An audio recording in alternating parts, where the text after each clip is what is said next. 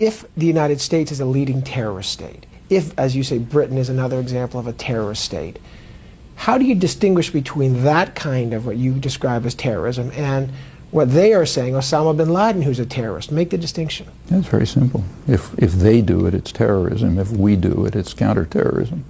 That's a historical universal. Go back to Nazi propaganda, say, most extreme mass murderers ever. If you look at Nazi propaganda, it's exactly what they said.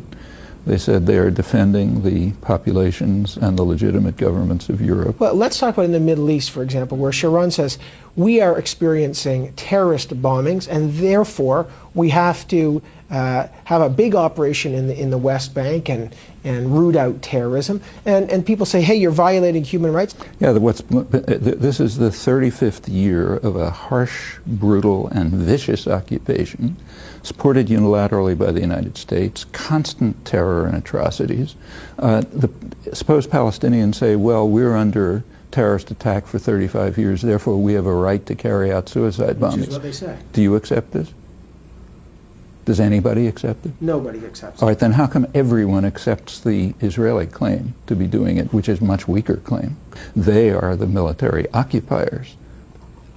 Those who defend suicide bombing, and there are very few, don't have a leg to stand on.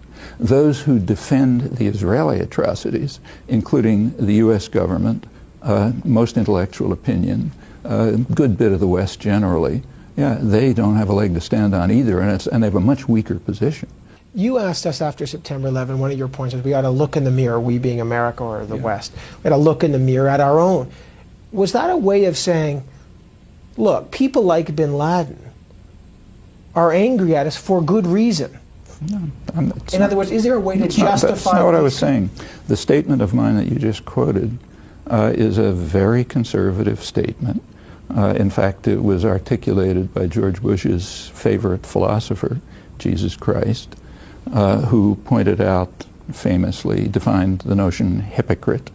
A hypocrite is a person who focuses on the other fellow's crimes and refuses to look at his own. I know that the U.S. has committed atrocities. However, they did oust a more brutal regime, the Taliban. There wasn't even a war aim. There wasn't even a war aim. Wasn't even a war aim. But is that a moral thing to do? They did get rid of a brutal regime. There was celebration in Canada. Now, good, fine. Let them bomb Israel and get rid of the brutal regime there. What honest people are saying is that we should pay attention to our own crimes and stop committing them. This would be true even if we were killing one person, okay? And it's even more true when we're killing millions of people. Do we need a constabulary, a force, a central force? In this case, it's America because it's the superpower, to sometimes use unjust means in the service of just causes. What are the just causes? What was the just cause in, for example, slaughtering Kurds in southeastern Turkey? What was the just cause? What was the just cause in supporting Suharto when he killed a couple 100,000 landless peasants in Indonesia, went on to become one of the biggest torturers in the world, and then slaughtered a third of the population of East Timor? What was the just cause? What was the just cause when we invaded South Vietnam 40 years ago, ending up killing millions of people, leaving the country devastated, they're still dying from chemical warfare? What was the just cause? Can I continue? Yeah, the just cause for people like Kaplan is we did it. Therefore, it's a just cause. You can read that in the Nazi archives, too. Let's take a look at the Middle East, but let's take a look at the facts. The facts are, for 35 years, there has been a harsh, brutal, miserable military occupation. In the United States, you cannot find a map. Here's what you find when you look at a map. 5 cantons, all surrounded by Israeli settlements, infrastructure development, and so on, which also incidentally guarantee Israel control over the water resources. This does not rise to the level of South Africa 40 years ago, when South Africa established the Bantustans. That's the generous, magnanimous offer. Okay. And there's a good reason why maps weren't shown, because as soon as you look at the map, you see it. Let me just say, Arafat didn't even bother putting a counter-proposal on the table. No, that's not true. The problem that people look at now, the Middle East, is they say it's spun out of control. How do you get back to... We look at our own position, and we discover what I just described, that for 25 years, the United States has blocked the political settlement, which is supported by the majority of the American population and by the entire world, except for Israel. We take a look at Camp David, and we see, yeah, it was the same. The United States was still demanding a Bantustan-style settlement and rejecting the overwhelming international consensus and the position of the American people. We then discover that the United States immediately moved to enhance terror in the region. So let's continue.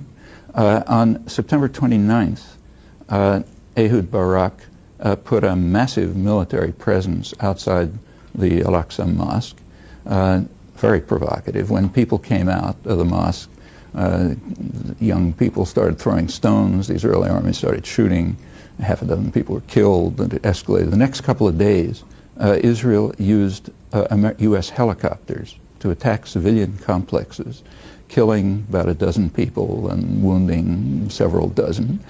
Clinton reacted to that on October 3rd by making the biggest deal in a decade to send Israel new military helicopters. The U.S. press cooperated with that by refusing to publish the story. To this day, they have not published the fact. It continued. When Bush came in, one of his first acts was to send Israel a new shipment of the most advanced military helicopters in the arsenal.